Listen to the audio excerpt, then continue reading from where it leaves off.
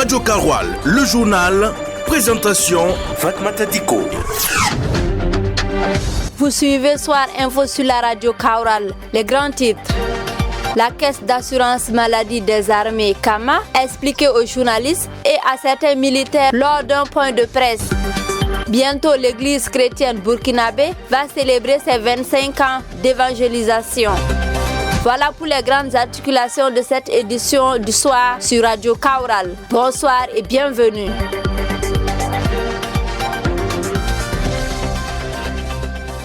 Après la caisse d'épargne santé et la mutuelle des forces armées nationales MUFA, la caisse d'assurance maladie des armées Kama apparaît afin de s'occuper de la prise en charge sanitaire des armées. Le ministère de la Défense et des anciens combattants a animé ce soir mardi un point de presse pour présenter la caisse et son mode de fonctionnement en attendant le lancement officiel de la caisse d'assurance maladie des armées Kama le jeudi 13 février 2025. Des précisions avec Cheikh Yannick Somé. La caisse d'assurance maladie des armées Kama vient renforcer le dispositif sanitaire de l'armée burkinabé. Elle sera chargée de s'occuper de la prise en charge sanitaire des armées. Selon le secrétaire général du ministère en charge de la défense, le colonel-major Jean-Baptiste Parkouda, la santé militaire est un enjeu crucial pour le maintien des capacités opérationnelles des forces armées. Toute armée digne de ce nom se doit de prendre soin de la santé de ses hommes, a-t-il affirmé devant les journalistes.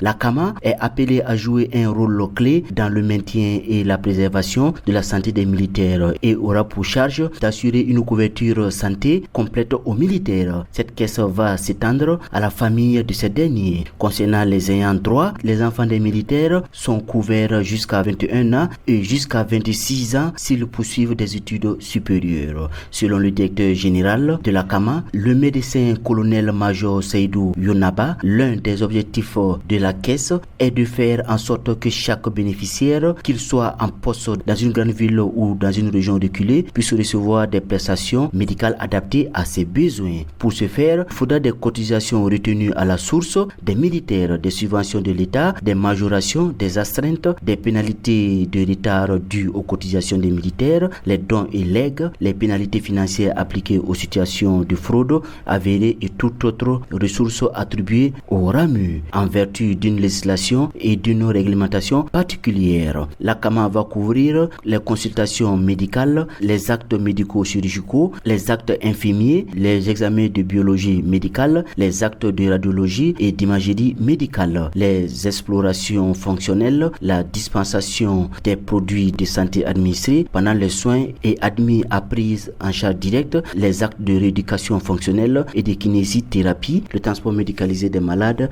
vers les établissements de santé. Toujours en conférence de presse, cette fois avec la délégation spéciale de Ouagadougou. En effet, la mairie de Ouagadougou a animé ce mercredi 12 février 2025 une conférence de presse pour faire le point des opérations de libération des accotements et des chaussées des voies publiques de la capitale. Devant les médias, le président de la délégation spéciale de Ouagadougou a assuré que des sensibilisations vont se faire pour permettre de réussir les opérations de déguerpissement. Des détails avec Mamoudou Diallo. Face aux hommes des médias, le président de la délégation spéciale de la commune de Ouagadougou, Maurice Konaté, a indiqué que contrairement à certaines informations, des communiqués de sensibilisation et de mise en demeure ont été diffusés avant le début effectif des opérations de déguerpissement à mi-janvier 2025. Le point de presse présent est aussi une dynamique de sensibilisation permanente, a-t-il souligné. L'opinion prise en témoin. La tolérance zéro pour ceux qui viendront à affreindre les règles en vigueur sera appliquée selon Maurice Konaté. Le mois de janvier a connu dans certains arrondissements de Ouagadougou les démolitions des infrastructures, surtout commerciales, rentrant dans le respect des communiqués conjoints rédigés en septembre 2023 appelant à libérer les emprises des voies d'au moins 2 mètres. Le PDS appelle les populations à coopérer tout en rassurant de la poursuite des actions de sensibilisation. Les opérations de contrôle et de répression contre les comportements déviants se poursuivront, selon Maurice Konaté.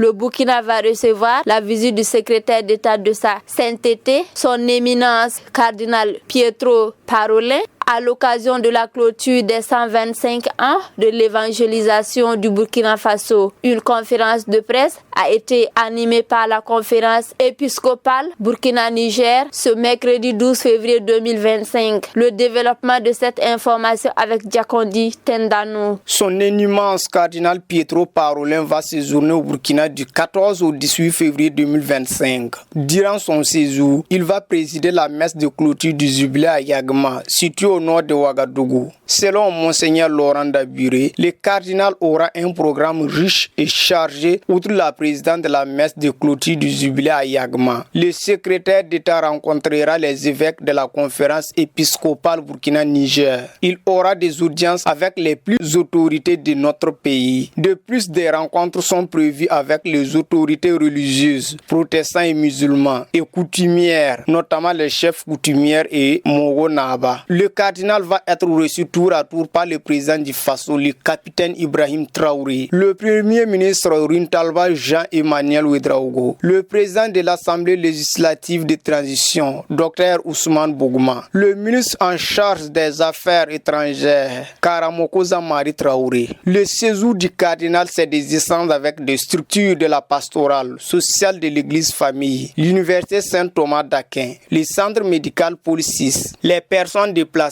internes. Pour l'archevêque de Ouagadougou, Monseigneur Prosper Contiebo, cette visite est un honneur pour l'église famille de Dieu en particulier et pour le Burkina Faso en général. C'est pour nous une joie immense et en même temps un défi. Au regard du contexte socio-politique de notre pays, marqué la crise sécuritaire et humanitaire, a-t-il souligné. La célébration des 125 ans de prédiction de l'église au Burkina Faso sera commémorée sous le thème 125 ans d'évangélisation au Burkina Faso, bilan des options pastorales et perspectives d'avenir. Le ministre chargé de la jeunesse, Roland Somda, a procédé à l'installation du comité de suivi et de supervision des travaux de renouvellement du bureau exécutif national du Conseil national de la jeunesse du Burkina Faso. C'était le mardi 11 février 2025 à Ouagadougou. Plus de détails avec Issa Bamogo. Placé sous la présidence de Loé Adama Traoré, secrétaire général du ministère des Sports, de la Jeunesse et de l'Emploi, le comité composé de 18 membres a pour mission de travailler afin que le processus aboutisse à la mise en place d'un bureau exécutif national du Conseil national de la jeunesse du Burkina Faso. Selon Roland Somda, ministre chargé de la jeunesse, le comité doit mettre l'accent sur l'inclusion de toutes les associations de la jeunesse. Par ailleurs, il a aussi affirmé que ce comité est multisectoriel et prend en compte le caractère inclusif et à l'issue de ce processus, ce bureau qui sera mis en place doit être un bureau qui fédère toutes les associations de jeunesse du Burkina Faso. Il a ajouté qu'il faut que la jeunesse évite de se faire instrumentaliser dans un environnement marqué par des défis sécuritaires et socio-économiques majeurs. Le ministre a aussi indiqué que son département reste toujours disponible à toutes les associations crédibles de jeunesse pour les accompagner dans leur processus pour être véritablement des leviers de développement. En rappel, le 16 janvier 2025, le ministre avait pris une décision actant la suspension du bureau exécutif du Conseil national des jeunes de Burkina Faso jusqu'à nouvel ordre.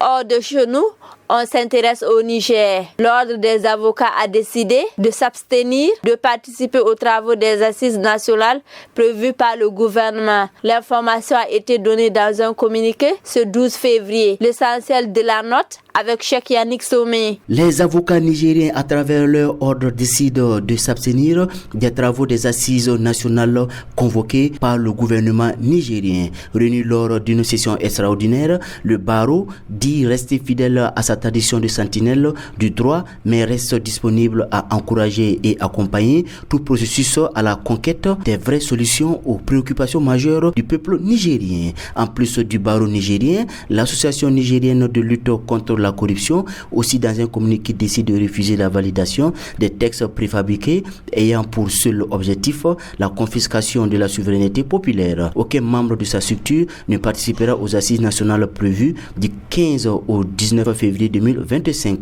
À Maradi et Tawa, localité du Niger, des contestations apparaissent au sein de la société civile. Dans un communiqué conjoint, les organisations de la société civile de la région du Maradi déplorent n'avoir reçu aucune convocation des autorités régionales pour la désignation des 6 représentants et décident de leur non-participation aux assises nationales. Affaire donc à suivre. Foot, basket, handball, judo, cyclisme, le sport.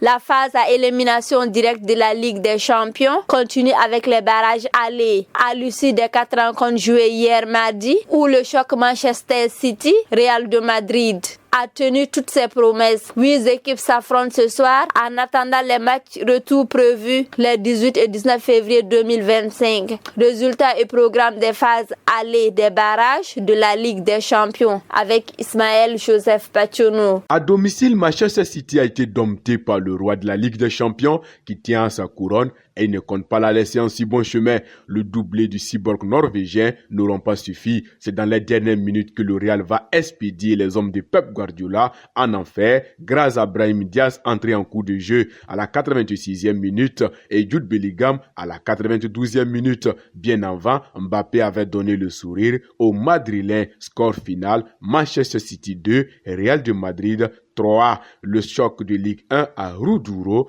tourne en faveur du PSG. À domicile, les hommes d'Éric Roy n'ont pas pu empêcher les vagues parisiens dès la 19e minute. Vitinha donnait l'avantage au PSG, suivi d'un doublé de l'inarrêtable Ousmane Dembélé. Score final, Brest 0, PSG 3. À Turin, la vieille dame a pris le taureau par les cornes sur son challenger du soir en attendant le retour aux Pays-Bas. Juventus 2, PSV Eindhoven 1. Pendant ce temps, au Portugal, le Borussia Dortmund a dompté le Sporting Club du Portugal qui jouait à domicile sur un score sans rappel de 3-0. La dernière journée des phases allées se poursuit ce soir. En effet, l'AC Milan, renforcé par les talentueux Santiago Guimarães et João Félix, se rendent à Feyenoord alors que Monaco croisera le fer avec Benfica. Le club Bruges, quant à lui, recevra à domicile les Italiens de l'Atalanta Bergame. Enfin, le Bayern Munich part favori contre le Celtic Glasgow qui joue également à domicile. En attendant les résultats des rencontres de ce soir, les phases de retour sont prévues les 18 et 19 février 2025.